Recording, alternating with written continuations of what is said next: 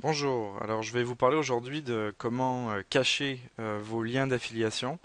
Donc, quand vous faites de la publicité pour un produit, souvent vous avez un lien avec votre nom d'affilié dans l'URL du lien. Et c'est ça que vous mettez dans vos articles ou sur votre site internet pour envoyer l'utilisateur vers le site e-commerce. Donc à la place, au lieu de mettre ça simplement dans votre texte comme un lien, vous allez faire une petite manipulation qui va rediriger votre lien. Donc depuis votre nom de domaine vers votre lien et comme ça il sera transparent, les gens ne pourront pas voir votre lien affilié. Puis ça a d'autres avantages aussi. Donc je vous propose de lire le texte au complet pour avoir toutes les informations. Donc ici tutoriel vidéo, je vais la rajouter, je suis en train de la faire. Alors il y a diverses méthodes pour cacher vos liens. Il y a la redirection en HTML, il y a via le htaccess ou les raccourcisseurs d'URL. Mais bon, l'idéal c'est la redirection par PHP. Donc avec un petit code PHP, vous pouvez faire la redirection directe. Donc moi je vous propose de faire une structure d'URL depuis votre domaine et donc ça va ressembler à ça. Donc vous allez créer un répertoire à l'intérieur de la racine de votre nom de domaine. Donc dans cet exemple-ci, c'est recommande. Et puis là, un sous-domaine qui va être le nom du produit. Et dans le répertoire nom du produit, vous allez rajouter un fichier qui sera index.php. Donc ce petit fichier-là, il y a un petit code à rajouter dedans que voici.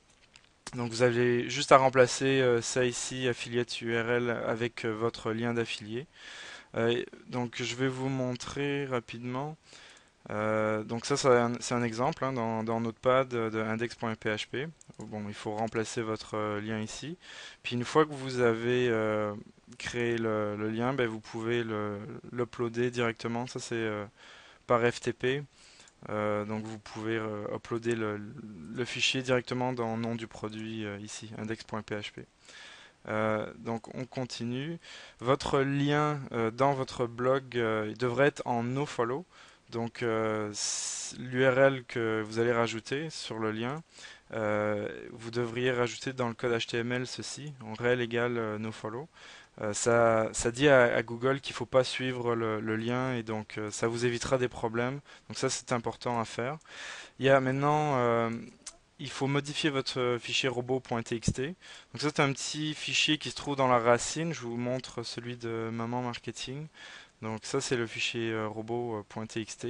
Et là-dedans, donc vous allez sur votre FTP puis vous éditez le robot.txt et vous rajoutez un disallow avec le nom du répertoire que vous avez créé. Donc dans ce cas-ci, c'est recommande. Alors là, j'ai trouvé ça marrant de mettre un cheval qui se cachait. Analysez vos liens d'affiliation avec Google Analytics. Donc si vous avez un compte Google, vous pouvez assez facilement, avec cet outil ici, qui est le Google URL Builder, vous mettez votre URL là-dedans, vous remplissez le formulaire et il va vous créer une URL. Donc vous pourrez voir dans Google Analytics toutes les statistiques en rapport avec chacun des clics. Vous pouvez aussi utiliser un raccourcisseur d'URL, donc ça c'est comme Google ici ou Bitly, c'est les deux que je recommande. Donc ça fait des redirections 301 normalement. Ça fait une étape en plus, donc il faut faire attention. Ça peut peut-être ralentir la vitesse à laquelle le lien va s'ouvrir. Donc moi je trouve pas que c'est indispensable, mais ça peut être intéressant. Puis je pense, bon, ça fonctionne, c'est certain. Puis vous aurez surtout quelques statistiques en plus. Donc je vous montre un exemple. Ça c'est avec Bitly. Donc on voit sur l'année le nombre de clics qu'il y a eu, donc jusqu'à 7 clics par jour. Et puis on voit les referrers, la location, les différents pays, et puis quelques autres statistiques. Si vous préférez utiliser le Google, il y a un tout petit peu moins de statistiques. Donc on voit le nombre de clics ici et toujours d'où viennent les clics, donc Facebook dans ce cas-ci, les différents navigateurs utilisés, etc. Donc juste une petite note là, j'ai rajouté ce point-ci pour dire que si vous avez trop de nofollow sur votre page, ça peut être dangereux. Donc c'est ce que Google considère comme de la suroptimisation.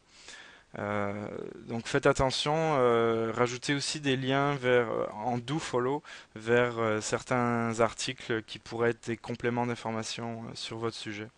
Il y a des plugins pour WordPress qui font exactement ce que je vous explique maintenant, mais vous êtes coincé, si vous commencez à les utiliser, vous êtes coincé avec WordPress. Si jamais vous voulez changer pour une raison ou une autre, il va falloir manuellement migrer tout d'un côté ou de l'autre. Moi, je préfère le faire manuellement, mais il y a des plugins qui le font très bien, donc Pretty Links, c'est le plus connu. Et puis voilà, donc n'hésitez pas à laisser des commentaires ou des remarques là, si vous avez quoi que ce soit à dire et ça me fera plaisir d'y répondre. Merci.